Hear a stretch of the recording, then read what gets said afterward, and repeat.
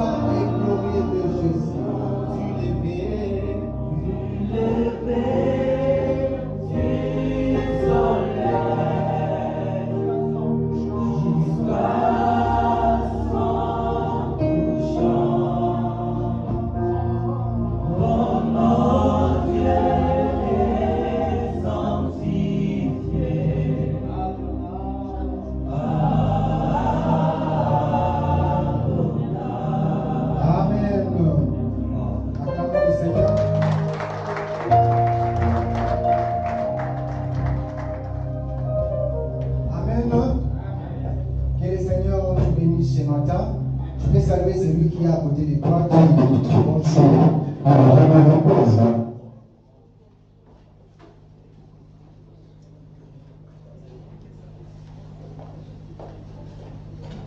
Amen.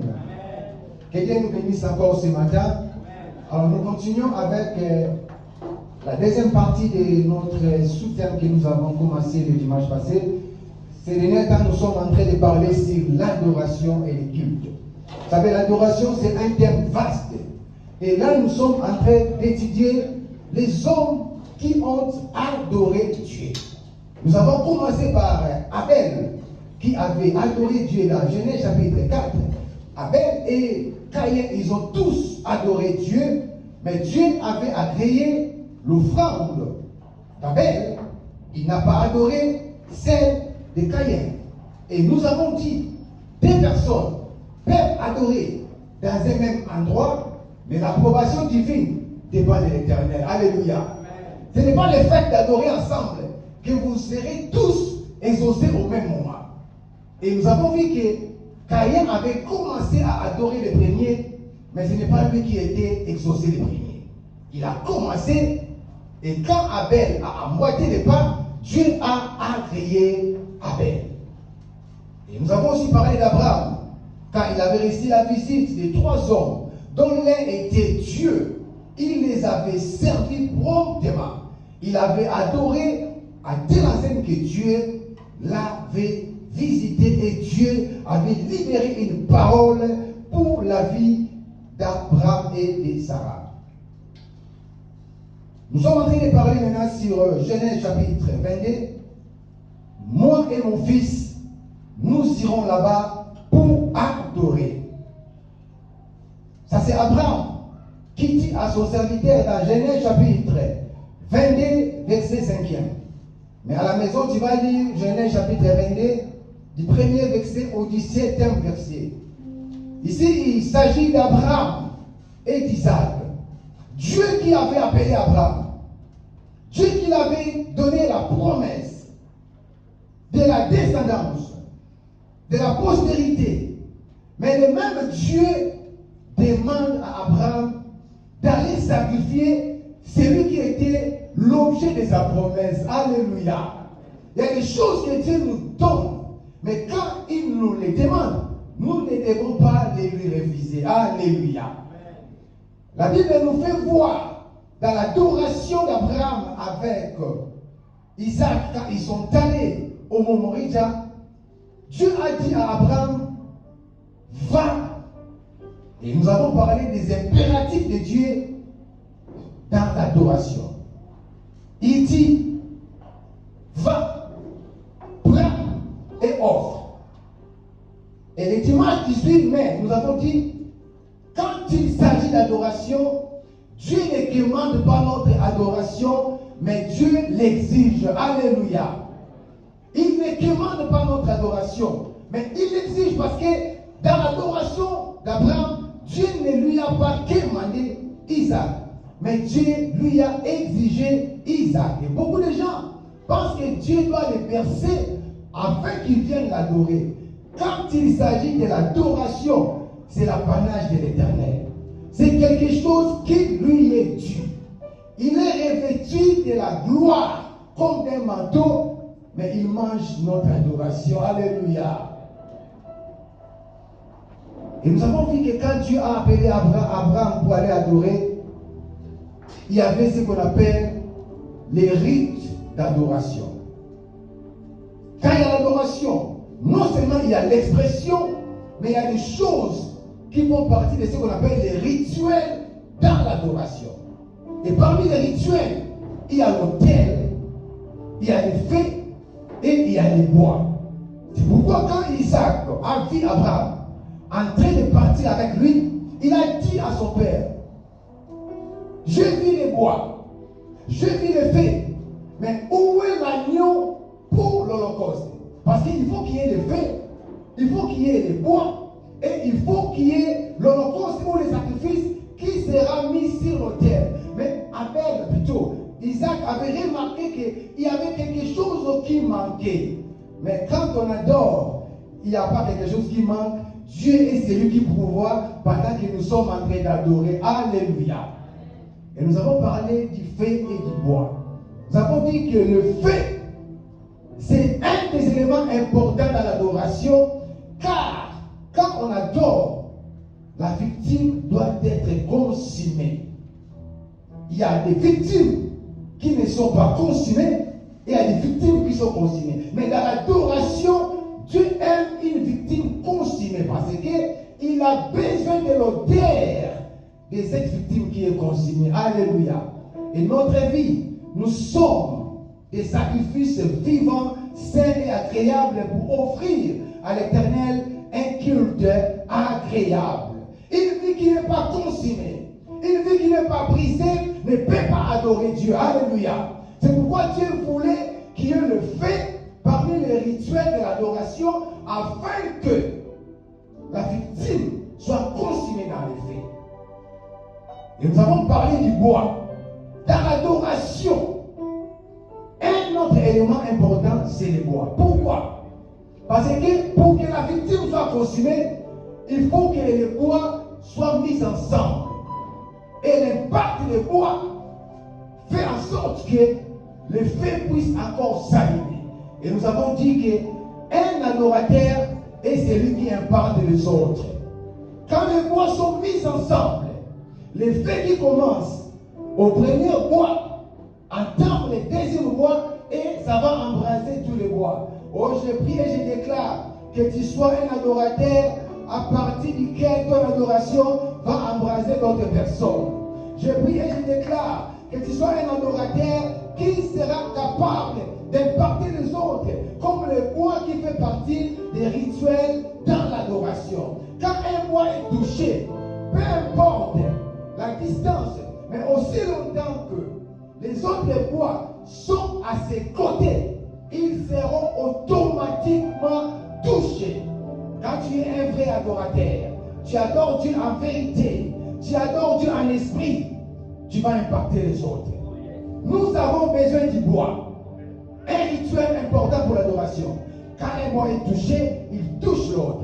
Bien-aimé, tu dois impacter. Dans ton adoration, dans ton culte, tu dois impacter les autres. Et ce matin, je vais parler de quelques leçons relatives à l'adoration d'Abraham. Adoration, comme nous avons dit, vient du mot grec proskuneo. Proskuneo signifie s'incliner. Et la première fois que le mot adoration est cité dans la Bible, c'est dans Genèse chapitre 22. Mais nous avons parlé les premiers jours quand nous avons introduit cet enseignement que dans l'adoration, il y a ce qu'on appelle les arrière-plans d'adoration. Dans les arrière-plans d'adoration, nous avons vu dans le cas d'Abel et de Caïn, le mot adoration n'était pas cité. Mais il y avait l'acte d'adoration qui était mis en place. Alléluia. Dans l'arrière-plan d'adoration, on peut voir les actes qui symbolisent l'adoration sans pour autant qu'on cite nommément les noms adoration. C'est pourquoi dans l'acte posé par Abel, c'était l'offrande qui n'était rien d'autre que son adoration vis-à-vis de l'Éternel. Alléluia. Alors, première leçon tirée de l'adoration d'Abraham. Nous sommes toujours dans Genèse chapitre 22. La Bible nous fait voir que Dieu a appelé Abraham. La première leçon, le thème principal de ce passage de Genèse chapitre 22 n'est pas l'expiation, mais c'est la doctrine de l'adoration passée par l'obéissance d'Abraham. Alléluia. Qu'est-ce que je voulais dire par là? Parce que nous allons voir ici, Abraham est allé offrir quelque chose à l'Éternel. Dieu a demandé Isaac.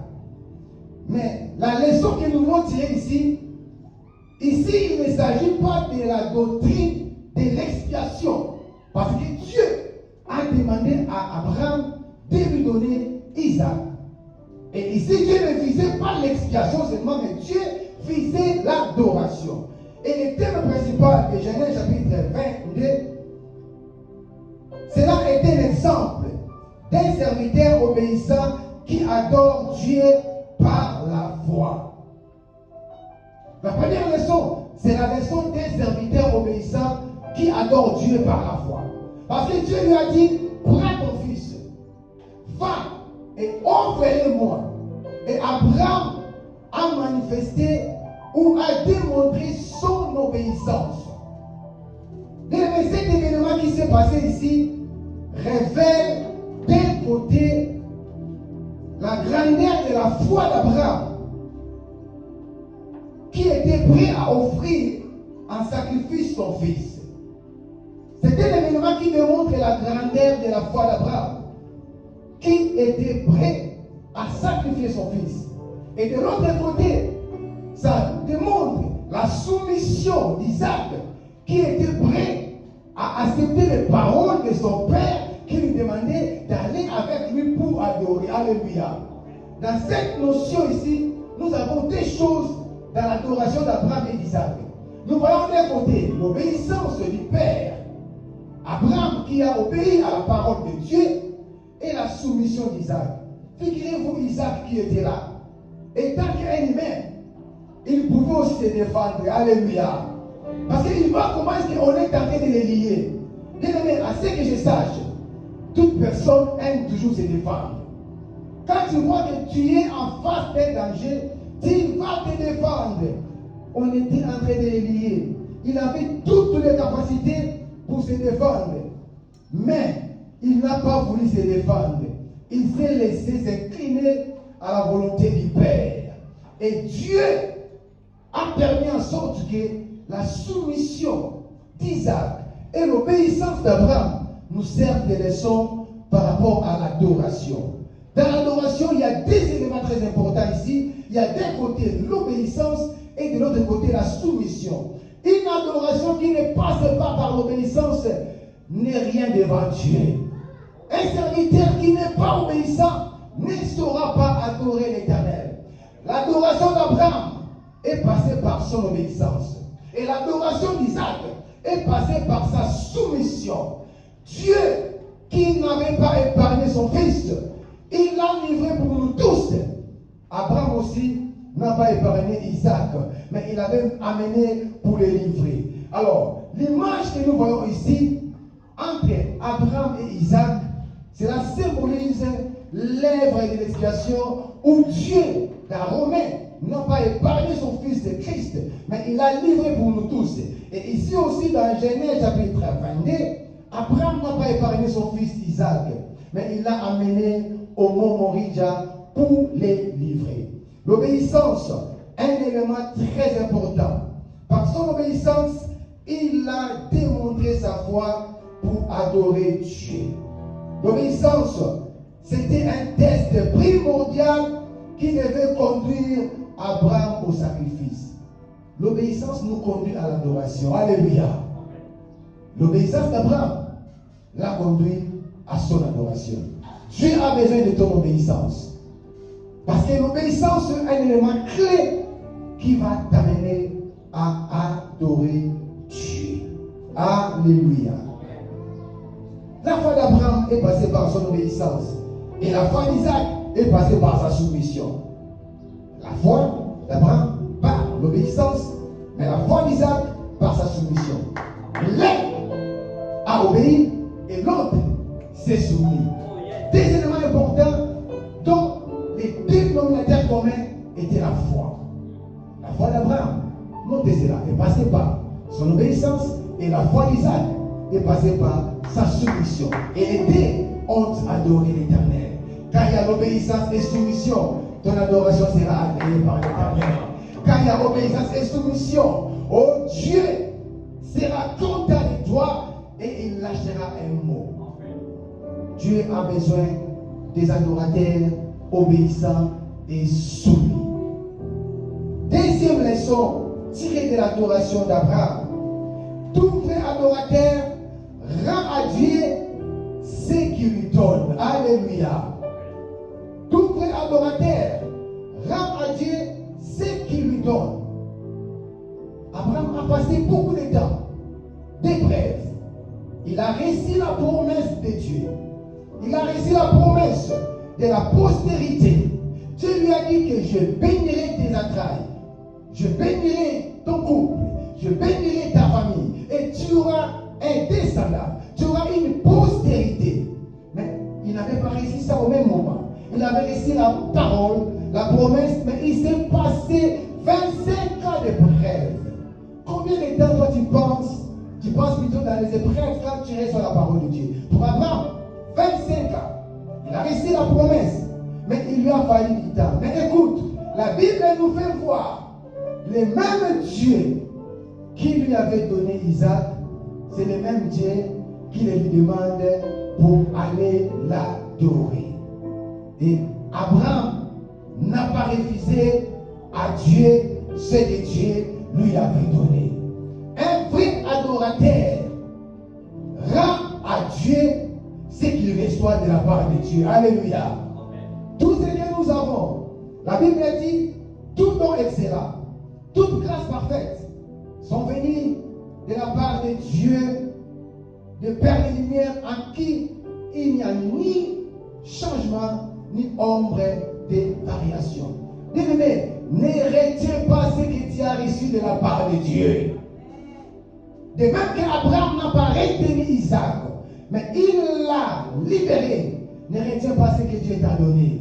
Si tu as donné les moyens, adore-le à partir de ces moyens-là. Si tu as donné les grâces, adore-le à partir de ces grâces-là. Si tu as donné les compétences, adore-le à partir de ces compétences-là. Si tu as donné la force, pendant que les autres n'ont pas de force, ils sont sur les lits aux hôpitaux. Ils ne savent pas comment bouger, cloués sur les lits aux hôpitaux. Mais toi à qui Dieu a donné la force, ta force, ce n'est pas pour tabasser les gens, mais ta force, c'est pour adorer Dieu. Tu peux adorer Dieu avec la force que tu as. Tu peux adorer Dieu avec les capacités que tu as. Tu peux adorer Dieu avec les moyens que tu as. Tu peux adorer Dieu avec le potentiel que tu as. Tout ce que nous recevrons de Dieu, nous devons le lui rendre au moyen de l'adoration. Il n'a pas reçu Isaac à partir de sa famille. Il était là, il habitait avec ses parents, il n'avait jamais reçu Isaac. Mais quand il avait répondu à l'appel de Dieu, c'est alors qu'il avait reçu Isaac. Et le même Isaac que Dieu lui avait donné, c'est le même Isaac que Dieu lui demande. Dieu ne nous donne pas ce qu'il ne nous a pas donné. Dieu ne nous demande pas plutôt ce qu'il ne nous a pas donné. Si Dieu te demande quelque chose, c'est qu'il sait ce qu'il a investi à toi. Mais j'aimerais dire à quelqu'un, il y a des choses que Dieu a investies dans nos vies. Tu n'es pas vide. Tu n'es pas venu ici dans ce monde pour accompagner les gens. Ne retiens pas ce que Dieu t'a donné. Un vrai adorateur rend à Dieu ce qu'il a reçu de Dieu. Troisième leçon. L'adoration doit être faite selon les modèles et les indications ou les directives divines. L'adoration doit être faite selon les modèles ou les directives divines. Genèse chapitre 22, verset 2. Dieu dit à Abraham, prends ton fils, ton unique, celui que tu aimes, Isaac, va-t'en au pays de Moria, et là, offre-les en holocauste sur l'une des montagnes que je te dirai. C'est ça l'indication. Alléluia. Quand tu parles dans l'adoration, il parle avec tous les détails et avec toutes les précisions possibles. Dieu n'est pas dans la confusion. Il dit, prends Isaac, celui que tu aimes, va. Mais il précise, dans l'île de montagne que moi-même je vais t'indiquer. J'aimerais encore insister, la troisième leçon, l'adoration doit être faite selon les modèles et les directives divines. Bien-aimé, Dieu a défini le modèle, même dans le Nouveau Testament, comment nous devons l'adorer. Dans Jean chapitre 4, verset 24, il dit, je cherche les vrais adorateurs, ceux qui m'adoreront en esprit et en vérité. C'est un modèle que Dieu a déjà fixé. En dehors de ce modèle, Dieu ne voit pas autre chose. Dieu a limité cela en esprit et en vérité. Mais dans l'Ancien Testament ici, il précise, va dans l'île de montagne que je t'indique. Bien aimé, il y avait beaucoup de montagnes, mais une seule montagne était importante, là où Dieu voulait voir Abraham. Dieu sait là où il veut te voir. Dieu ne te voit pas n'importe où. Dieu ne te voit pas partout, mais il sait là où il t'attend. Il y a des gens qui manquent leur destinée. Il y a des gens qui manquent leur exaucement parce qu'ils ne se retrouvent pas là où Dieu les attend. Je voudrais dire à quelqu'un, retrouve-toi là où Dieu t'attend.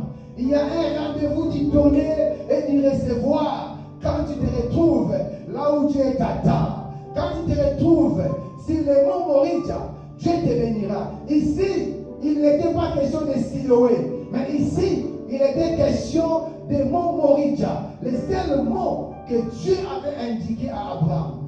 Regarde ta vie. Adores-tu Dieu selon le modèle qu'il a établi ou adores-tu Dieu selon toi-même? Et mais aussi longtemps que tu vas adorer Dieu en dehors des modèles que Dieu a établis, tu ne verras pas sa manifestation. Il dit, prends ton fils, va sur l'île des montagnes que moi je t'indiquerai. Dieu a insisté, c'est moi qui t'ai demandé de prendre ton fils, mais je sais là où je t'attends. Je dis à quelqu'un, Dieu sait là où il attend ton adoration. Dieu sait dans quel endroit il attend ton adoration. Dieu sait à quelle dimension il attend ton adoration. Je voudrais dire à quelqu'un, Dieu attend ton adoration. Mais reste dans les limites que Dieu t'a fixées. Tu dois être libre en esprit et en vérité. Il dit à Abraham, si la montagne que je t'indiquerai. Mais aujourd'hui, Dieu veut que ta vie soit une montagne ou bien un endroit où l'adoration va monter. Alléluia. Si pour Abraham, il lui avait indiqué une montagne, pour toi, ta vie constitue un lien d'adoration pour l'éternel. Pour Abraham, il y avait une montagne, il y avait un lien, il y avait un endroit. Mais pour toi, dans la nouvelle alliance, c'est toi qui es le temple, c'est toi qui es l'endroit, c'est toi qui es le lien, toute l'adoration va sortir. Si, en Genèse, l'adoration devait monter sur la montagne de Moriah, mais dans la nouvelle alliance, l'adoration doit monter sur le temple de Dieu. L'adoration doit monter sur l'endroit que Dieu est. Parce que Dieu habite en toi et il veut que de toi sorte l'adoration pour sa gloire. Alléluia. Voici la montagne que je t'indiquerai.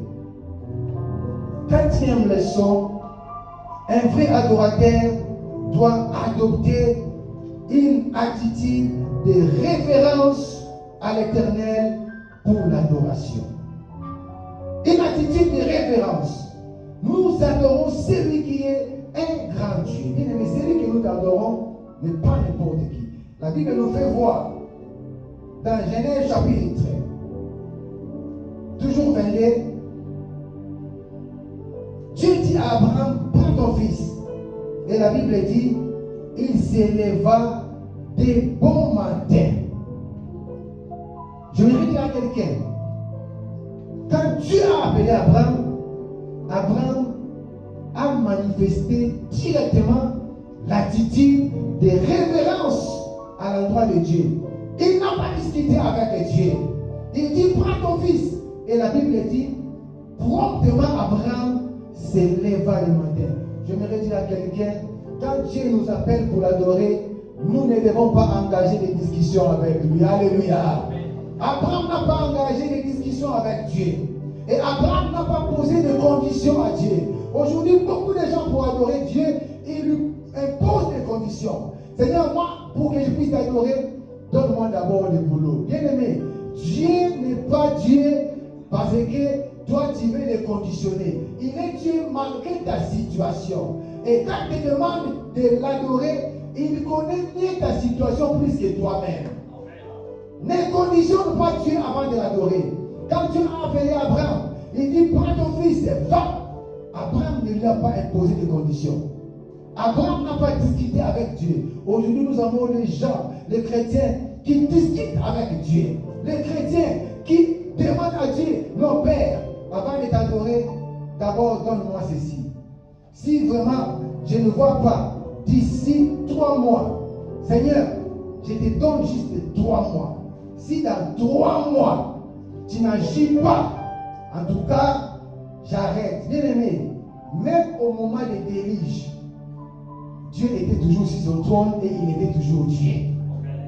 J'aimerais te dire, tu n'as pas à imposer à Dieu des choses afin de t'amener à l'adorer.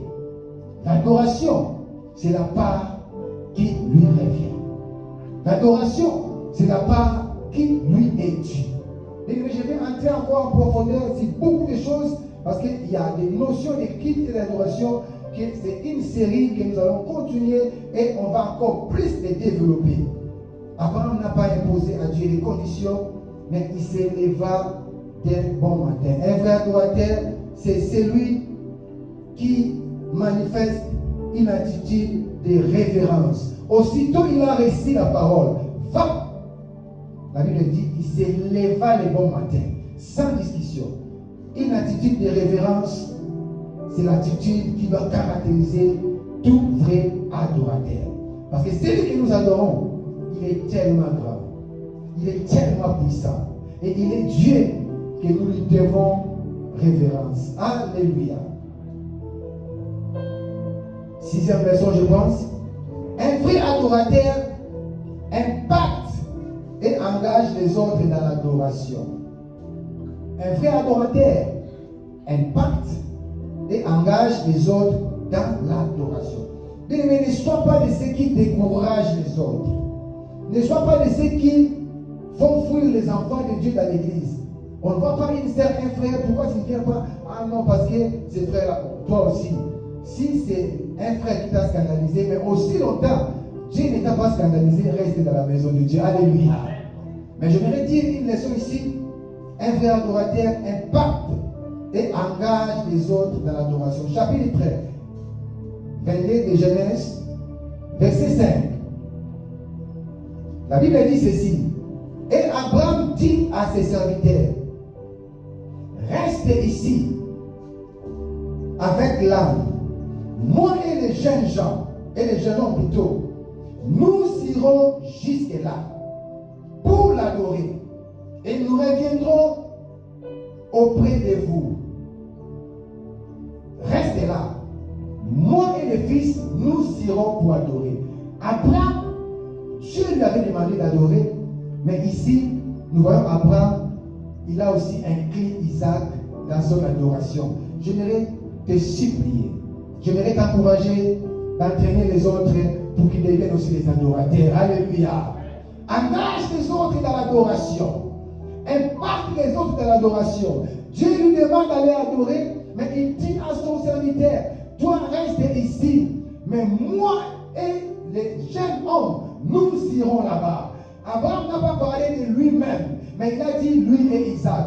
Oh, j'aimerais que quand tu viens chaque dimanche ici, ne viens pas seul, mais amène quelqu'un pour qu'il vienne aussi adorer l'Éternel. Quand tu sers Dieu, tu reçois la grâce de Dieu. Ce que tu reçois, que ça ne soit pas seulement pour toi, que les autres puissent aussi en bénéficier. Voici l'exemple qui parle ici. Abraham ne voulait pas bénéficier de cela seul, mais Abraham a aussi inclus Isaac dans son adoration. Il dit aux serviteurs, moi et le Fils, nous irons là-bas. Je voudrais dire à quelqu'un, ne viens pas adorer seul. Il y a ceux qui n'adorent pas encore Dieu. Il y a ceux qui adorent encore les dieux des Baal. Il y a ceux qui adorent encore les choses de ce monde. Il y a ceux qui ne connaissent pas encore Dieu. Tu es un vrai adorateur, tu peux les impacter. Comme Abraham, il savait qu'un adorateur impacte les autres. Un adorateur engage les autres dans l'adoration. N'engagez pas les autres dans les futilités. N'engagez pas les autres dans les discussions inutiles. N'engagez pas les autres dans les mensonges. N'engagez pas les autres dans la tromperie. S'il y a quelque chose où tu peux recruter, voici le recrutement de ce matin. Recrute les adorateurs pour l'Éternel. Voici ce que j'aimerais t'exhorter ce matin. Abraham a recruté un autre adorateur qui était Isaac. Moi et le Fils, nous irons là-bas. Je vais adorer. Mais je n'aimerais pas être béni seul. Mais j'aimerais aussi qu'une autre personne soit bénie. Isaac. J'aimerais dire à quelqu'un à côté de toi, il y a un Isaac. Là où tu travailles, il y a un Isaac. Là où tu habites, il y a un Isaac. Dans ta famille, il y a quelqu'un que tu peux entraîner afin qu'il devienne aussi un adorateur. Moi et le Fils. Regarde, est-ce que tu engages les gens dans l'adoration ou bien tu les désengages?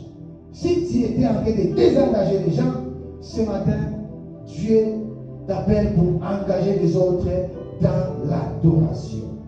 Alléluia. Alors, une autre leçon, je pense 7e. Un adorateur doit être chargé de son adoration. Alléluia. Un adorateur doit être chargé de son adoration. Et j'aime quand papa Alain dit chargé de louanges. Alléluia. Donc, c'est une notion de la responsabilité d'un adorateur. Un vrai adorateur, il est responsable de son adoration. Alléluia. Écoute ce qu'Abraham fait. Genèse chapitre 22, verset 6. Abraham prit les bois pour l'holocauste, les chargea sur son fils Isaac, et porta dans sa main les feux et les couteaux, et ils marchèrent tous deux ensemble. Alléluia. Une très belle illustration.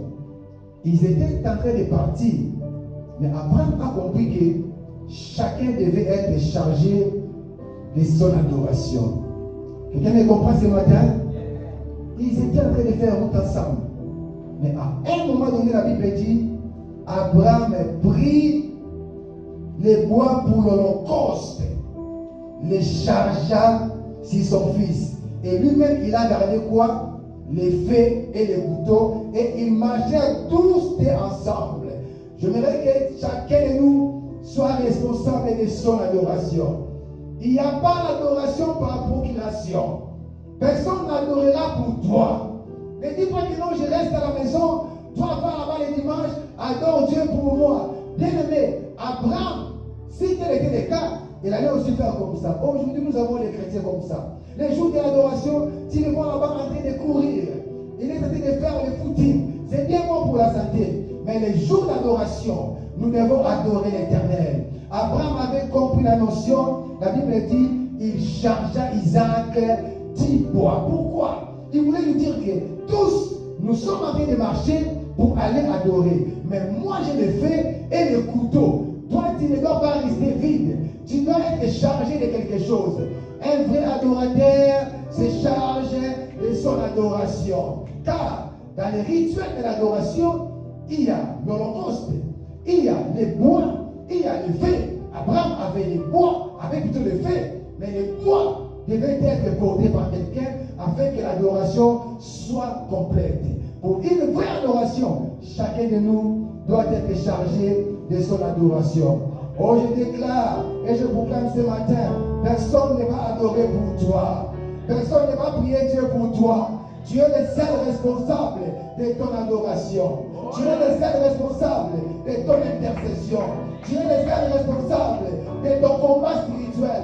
Bien-aimé, n'attends pas que les gens puissent combattre pour toi. toi. Ne dis pas que moi je dors. Vous allez jeûner pendant 3 jours afin que Dieu agisse. Mais Abraham nous enseigne la notion de la responsabilité dans l'adoration. Cette notion de la responsabilité dans l'adoration s'étend dans toutes choses, même dans la vie de combat. N'attends pas que, non, je connais le frère là, lui c'est un homme de prière. Bien, il est un homme de prière, c'est la grâce qu'il a reçue de Dieu. Mais toi-même aussi, engage-toi dans les combats spirituels. Toi-même aussi, engage-toi dans la méditation. Engage-toi dans tout ce que tu dois faire. La responsabilité d'un adorateur, c'est ce que Dieu attend de nous. Nous avons vu Abraham avec Isaac. Mais Abraham n'a pas laissé Isaac comme ça. Il lui a fait porter les bois. Bien-aimé, sois chargé de ton adoration afin d'aller adorer Dieu. Papa lui disait, chargé de louanges. Et nous avançons vers lui. Mais ici, Abraham a chargé aussi son fils d'un des éléments qui forment les rituels d'adoration. Es-tu chargé de ton adoration? Es-tu chargé de ton service? Ou bien tu es compris pour toi? Il n'y a pas d'adoration par procuration. Mais c'est chacun de nous qui doit être un vrai adorateur devant Dieu. Alléluia. Septième leçon, l'adoration est les prophétiques. Nous avons vu que dans l'adoration d'Abraham, il y avait les prophétiques. Mais quand tu es un vrai adorateur, tu deviendras un vrai prophète de toi-même et pour les autres. Dans l'adoration, Dieu peut se manifester de façon prophétique. Un vrai adorateur, comme j'avais dit, c'est quelqu'un qui entre en intimité avec Dieu. Nous avons vu ça lors de la leçon passée. Abraham a servi les 3 hommes et Dieu lui a dit, cacherai-je à Abraham ce que je vais faire? L'adoration nous fait entrer dans l'intimité avec Dieu. Quand Dieu dit cacherai-je à Abraham ce que je vais faire, ça veut dire quoi? Après qu'Abraham ait adoré, Dieu ne voyait plus de possibilités de lui cacher encore les choses. J'aimerais dire à quelqu'un, c'est lui qui entre dans l'adoration. Dieu ne lui cache pas les choses, car l'adoration touche le trône de Dieu. Quand tu touches le trône de Dieu, tu entres dans les secrets de Dieu. Il te révélera les choses pour ta famille. Il te révélera les choses pour ton travail. Il te révélera les choses pour tes enfants. Et la Bible nous fait voir ici les prophétiques de l'adoration d'Abraham. Abraham dit dans Genèse chapitre 22, verset 5, Abraham dit à ses serviteurs, restez ici avec l'âme, moi et les jeunes hommes, nous irons jusque-là pour adorer et nous reviendrons auprès de vous. Dieu lui a dit, va offrir Isaac. Mais Abraham dit à son serviteur, moi et les fils, nous irons pour adorer et nous reviendrons vers lui, vers vous. Comment pouvez-vous considérer cela? Alors que Dieu avait demandé qu'il puisse aller sacrifier. Cela veut dire quoi? Va les laisser sur les lieux du sacrifice. Cela veut dire quoi? Va me l'offrir. Quand on parle offrir, la victime reste déposée sur l'autel. Et la victime est consumée sur l'autel et Dieu a créé l'adoration. Mais Abraham, qui connaissait la notion d'adoration, il savait que la victime, ici, c'est Isaac. Et l'autel, c'est au mont Moriah. Et la victime devait être déposée sur l'autel et rester là-bas parce que Dieu avait demandé l'adoration. Mais Abraham qui dit à ses serviteurs, moi et les fils, nous irons adorer et nous reviendrons vers vous. Oh, ce qui est correct, ce qui est merveilleux, Abraham est allé avec Isaac et Abraham est rentré avec Isaac. Je voudrais dire à quelqu'un, tu rentreras avec ton Isaac. Tu rentreras avec ton Isaac.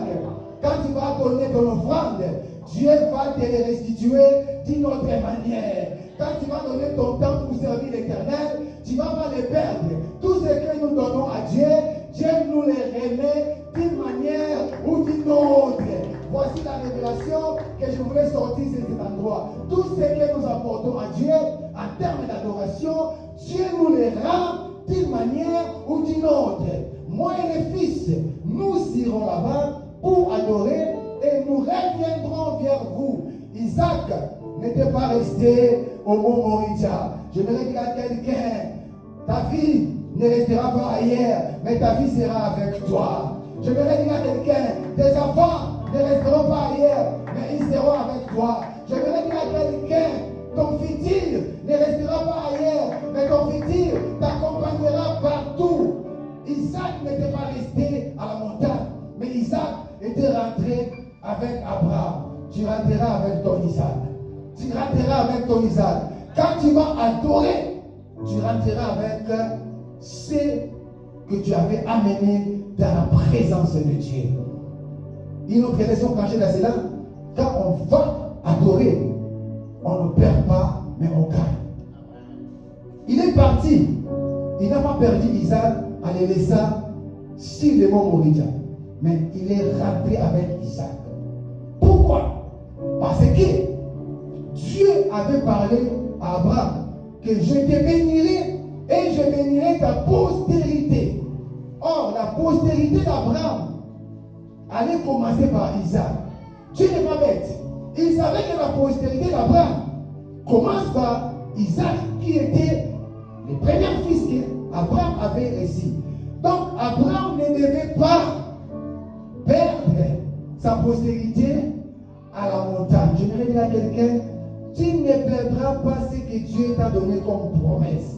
Parce que la promesse de Dieu était que Dieu bénira Isaac, et plutôt Abraham, et bénira sa postérité. Et comment la même promesse qui parle de la postérité, et que cette postérité va encore rester sur la montagne. C'est pour dire que Dieu savait que Abraham, en obéissant, la postérité d'Abraham ne sera pas perdue, mais ça sera toujours là et ça sera pérennisé. Je voudrais dire à quelqu'un ce matin, quand tu vas adorer Dieu, Dieu va faire en sorte que les choses soient pérennisées dans ta vie. Tu ne perdras rien. Devant Dieu, nous ne perdons pas, mais nous gagnons. Devant Dieu, un adorateur ne perd pas, mais il gagne. Oh, je parle de gagner devant Dieu. Je parle de gagner devant Dieu. J'insiste que devant Dieu, un adorateur ne perd pas son Isaac, mais il garde son Isaac. Tu peux acclamer les Seigneurs.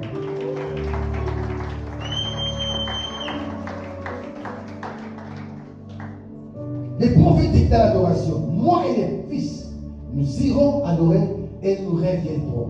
Tu ne perdras rien aussi longtemps que tu seras un vrai adorateur. 8e leçon. Adorer Dieu implique l'acceptation des substituts choisis par Dieu pour les sacrifices. Je disais, adorer Dieu implique l'acceptation des substituts choisis par Dieu pour les sacrifices. Si au mont Moriah, Dieu avait choisi de bélier comme substitut à la place d'Isaac, au mont Golgotha, Dieu a choisi le Christ comme substitut à ta place. Adorer Dieu, c'est l'acceptation des substituts que Dieu a lui-même choisi. Dieu a dit à Abraham, va m'adorer. Dieu a dit à Abraham, va m'honorer. Je voudrais dire à quelqu'un, le Dieu qui nous a appelés, il est le Dieu qui nous a appelés pour que nous puissions l'adorer. Mais notre adoration doit passer par les substituts que Dieu a choisis. Je t'annonce ce matin, ce ne sont pas nos parents que Dieu a choisis, mais il y a quelqu'un que Dieu a choisi comme substitut de notre adoration, c'est le Christ. Si au mont Moriah, Dieu avait choisi les béliers qui étaient là, afin de remplacer Isaac, sur le mont Golgotha, Dieu a choisi quelqu'un. Je parle ce matin de celui qui était pendu au bois de la croix. Je parle ce matin, je ne connais pas ton problème. Je ne connais pas là où tu es. Je ne connais pas tes problèmes, tes difficultés. Je t'annonce ce matin, à la croix de Golgotha, Dieu avait choisi un substitut. Malgré tes péchés, ce matin, je ne connais pas ton état. Je ne sais pas ce que tu as fait. Je ne te condamne pas. Je ne te prêche pas ce matin un évangile de condamnation. Mais ce matin, je te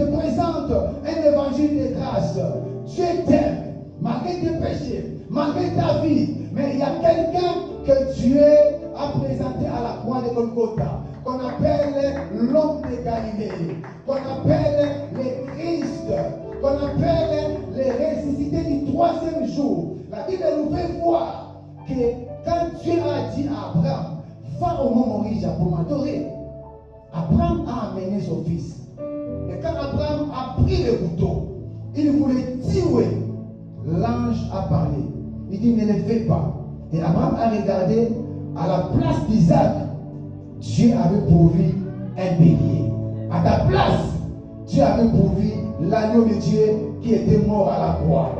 L'image de mont Moriah, où Isaac était remplacé par le bélier, symbolise l'œuvre de la croix, où ta vie a été substituée par les sacrifices de Christ. Parce qu'ici nous parlons de l'offrande. Isaac était offrande pour le mont Moriah. Et le Christ était l'offrande que Dieu a créée pour le salut de l'humanité. Voici les types. Isaac était le type de Christ. Et Abraham était le type de père. Le père a amené son fils pour le sacrifice. Et Dieu le Père a aussi envoyé son fils Jésus-Christ afin qu'il meure à la croix pour nous sauver. Un vrai adorateur, son adoration est basée par le substitut qui est le Christ. Toute adoration faite en dehors de Christ est vaine devant Dieu. Tu peux adorer mais sans adorer si tu adores en dehors de Christ, car aucun autre nom nous a été donné au ciel, sur la terre et sous la terre, devant lequel nos genoux doivent être fléchis. Le seul nom qui nous a été donné, c'est le nom de Jésus. C'est le nom que nous adorons. Nous ne venons pas ici pour adorer les pasteurs. Nous ne venons pas ici pour adorer les prophètes. Nous ne venons pas ici pour adorer le docteur. La seule personne qui mérite l'adoration, c'est le Christ. La seule personne que Dieu a choisie, c'est le Christ pour que notre adoration soit valable. Un vrai adorateur,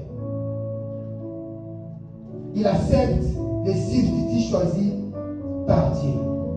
9e leçon de l'adoration. Dans l'adoration, il y a toujours la providence divine. Alléluia.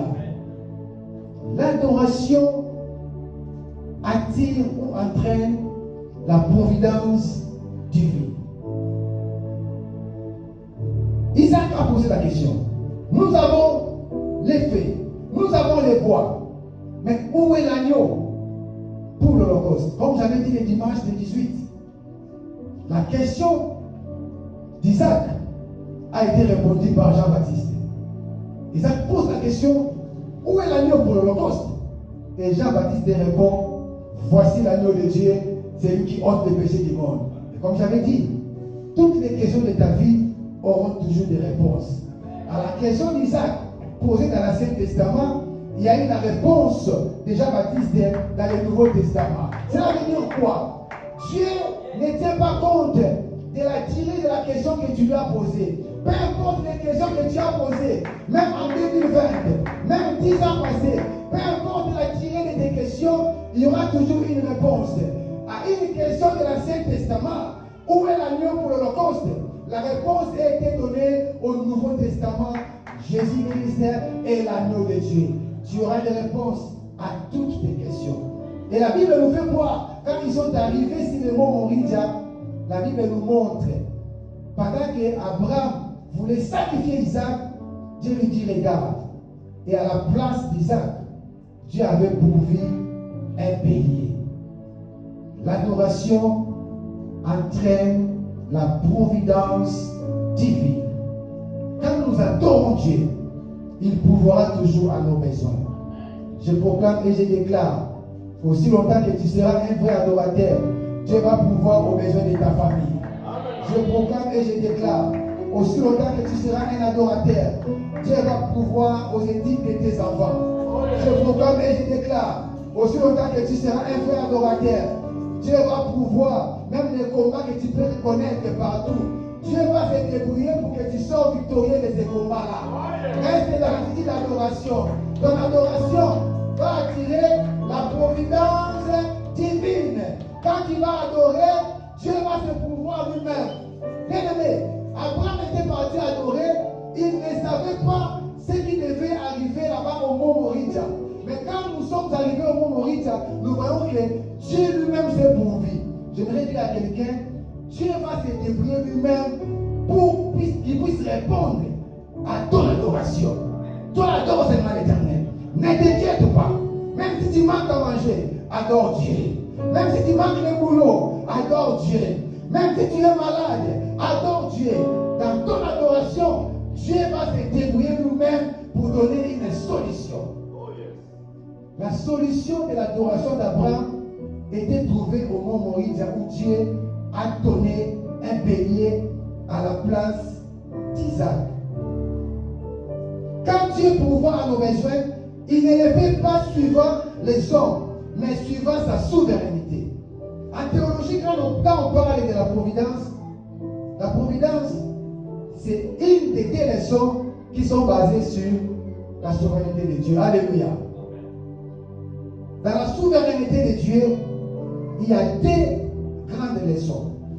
La première leçon, il y a la leçon de la préservation ou de maintien de l'humanité. Dans la souveraineté de Dieu, il y a deux leçons. Il y a la leçon de la préservation ou de maintien de l'humanité.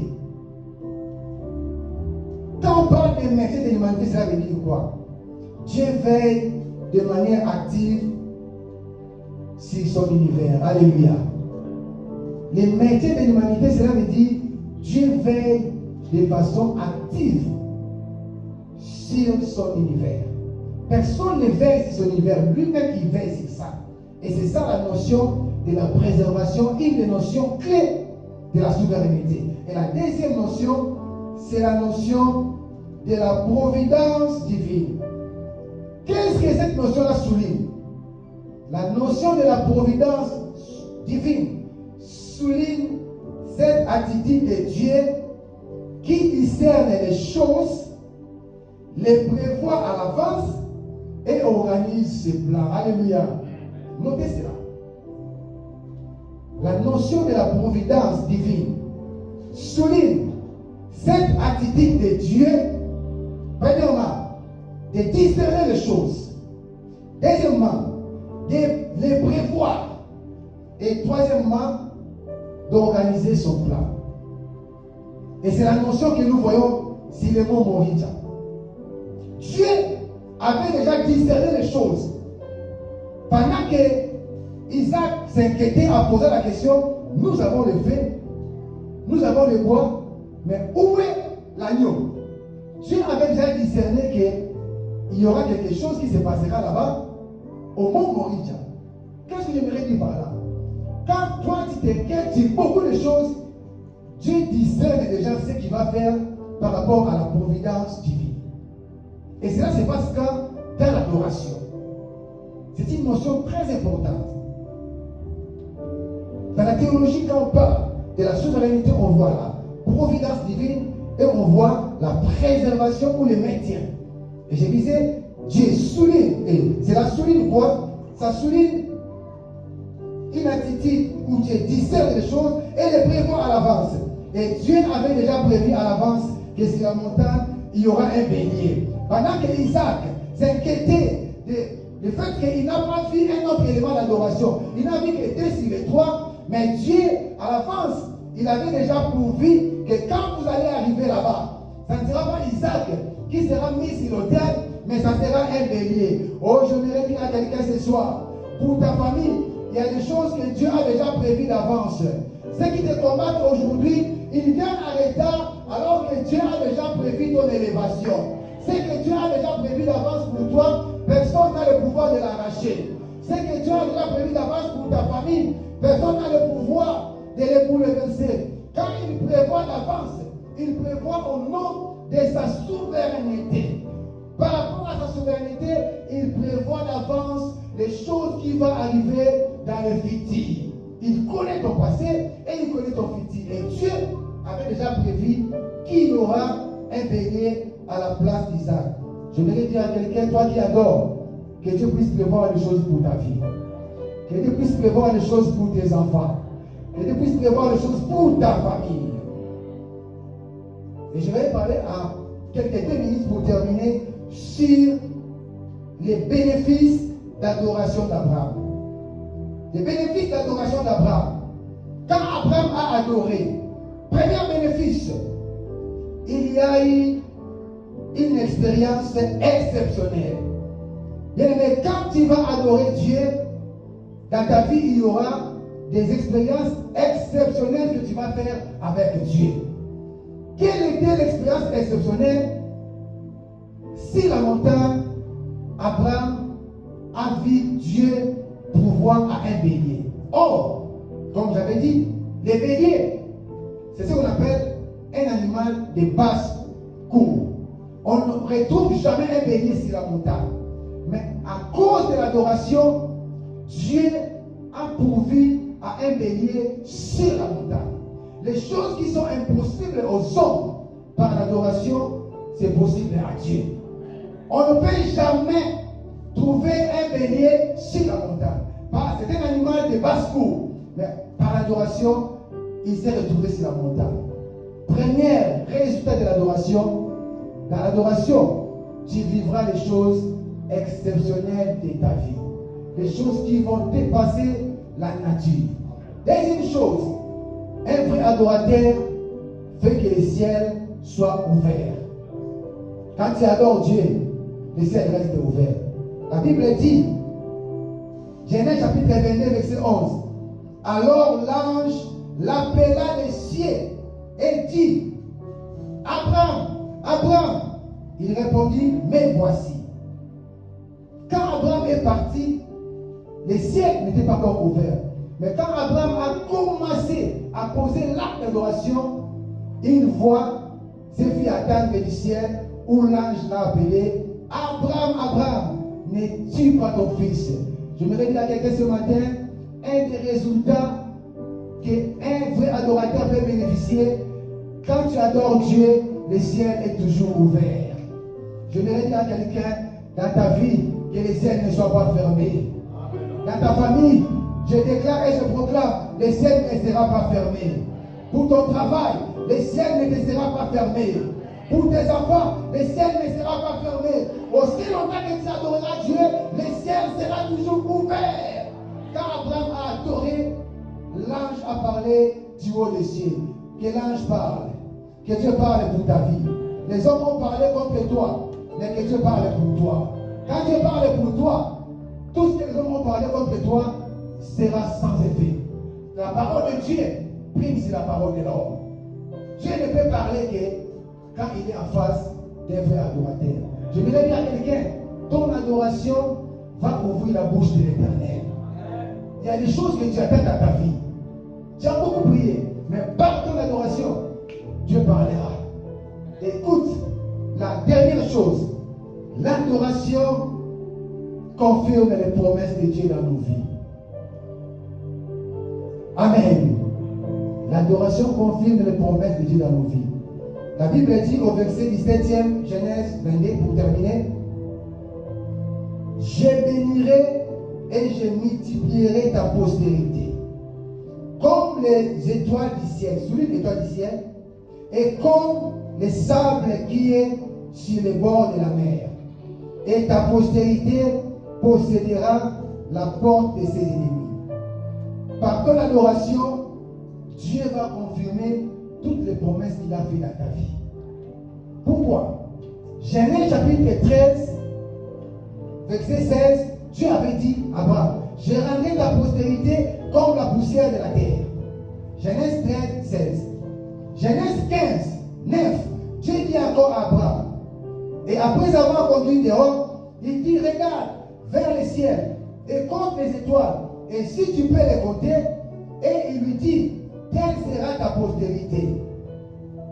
Genèse 22, 17, pour la troisième fois, Dieu dit à Abraham maintenant, je bénirai ta postérité.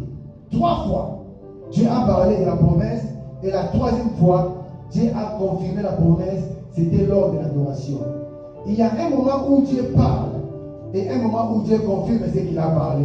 J'aimerais déclarer ce matin que tu quittes de la phase où Dieu parle pour que tu entres dans la phase de l'accomplissement. Oh, je voudrais dire qu'il y a deux phases. Il y a la phase de parler et la phase de l'accomplissement. Que tu quittes de la phase de parler pour entrer dans la phase d'accomplissement.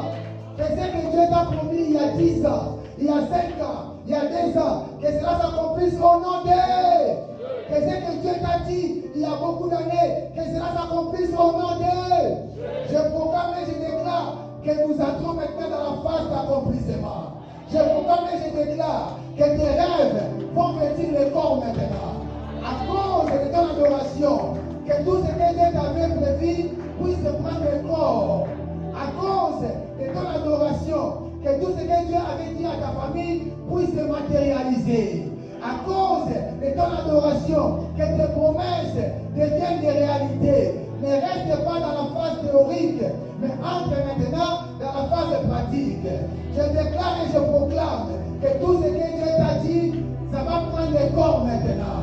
Je proclame et je déclare, par ton adoration, Dieu va se manifester et tu vas palper du bout des doigts ce qu'il t'avait promis. Voilà, pour terminer, il a dit à Abraham des choses. Ta postérité, premièrement, sera comme les étoiles du ciel. Qu'est-ce que cela signifie prophétiquement? La postérité céleste, la nation d'Israël. Et ta postérité sera aussi comme les sables de la terre.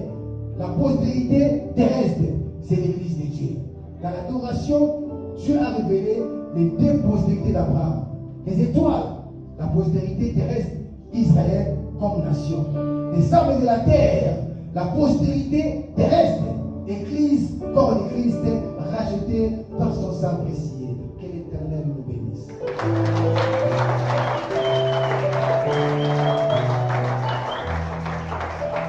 Maintenant, nous allons adorer Dieu. Adore Dieu et que les ciels s'ouvrent ce matin. Commence à élever.